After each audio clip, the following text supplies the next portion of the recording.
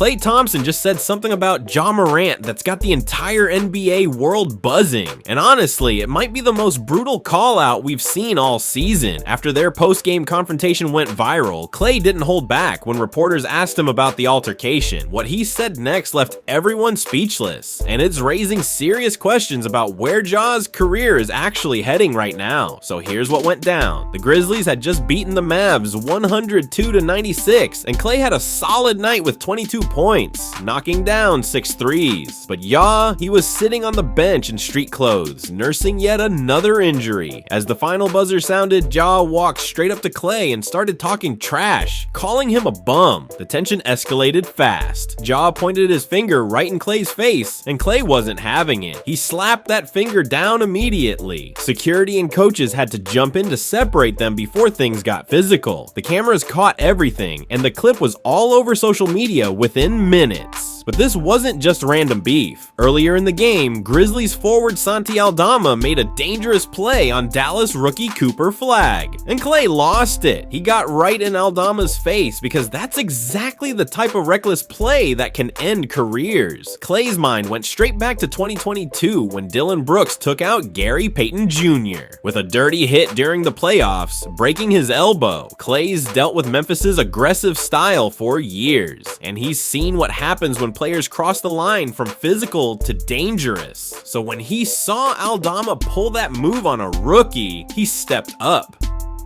That's what veterans do.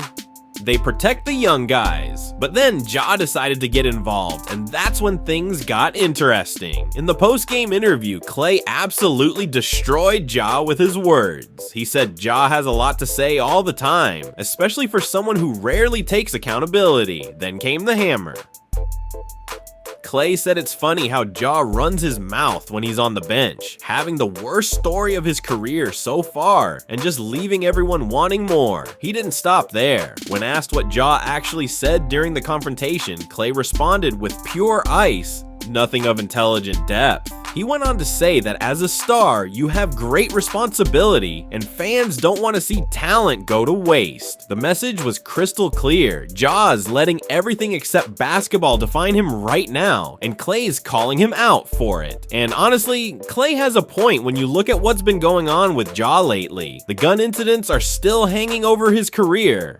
First, there was the 8-game suspension, then the massive 25-game suspension after he flashed a firearm on social media again. But it's not just about the past anymore. Just recently, Ja got suspended again for conduct detrimental to the team. There's serious tension between him and the coaching staff. After one game, he went off on reporters, telling them to go ask the coaching staff about his reduced minutes and role. Word is, new head coach Thomas Isolo has been pushing him harder on leadership and effort, and Ja's not responding well. The front office isn't playing games either. They gave Jaren Jackson Jr. a max extension while barely engaging with Ja about his future. That tells you everything about where things stand internally.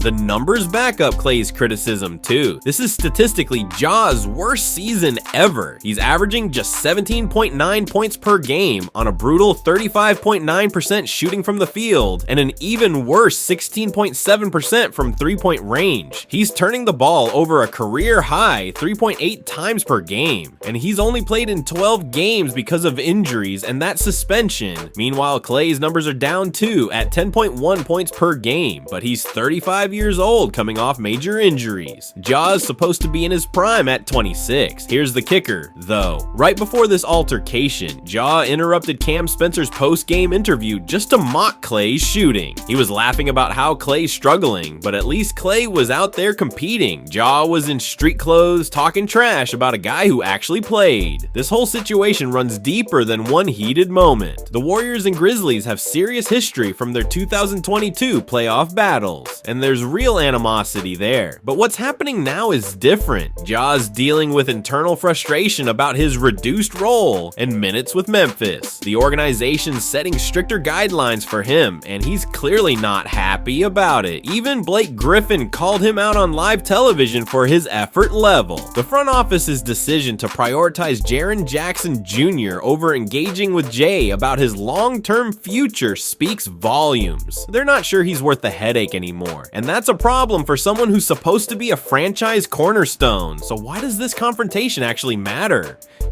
Both players are having their worst statistical seasons, sure, but here's the difference. Klay's got 4 championships and 5 All-Star selections to back up anything he says. He's earned the right to speak his mind. Ja has 2 All-Star appearances and a growing list of controversies. When Klay talks about accountability and wasted talent, he's speaking from a place of credibility. He's been through the grind, won at the highest level, and knows what it takes to maintain greatness. Ja's trajectory right now is heading in the opposite direction, and everyone can see it. The rematch between these two won't happen until February 27th, so this tension's going to simmer for a while. But the real question isn't about their next game. It's about whether Ja will finally take accountability and get his career back on track, or if he'll keep letting distractions define him. Klay's message landed because it's true. Talk is cheap. Championships and consistency speak louder than words ever will. Ja's got all the talent in the world, but right now he's proving Klay's point with every suspension, every injury, and every distraction. The ball's in his court, literally and figuratively. What he does next will determine if he's remembered as a superstar who fulfilled his potential or as someone who let it all slip away.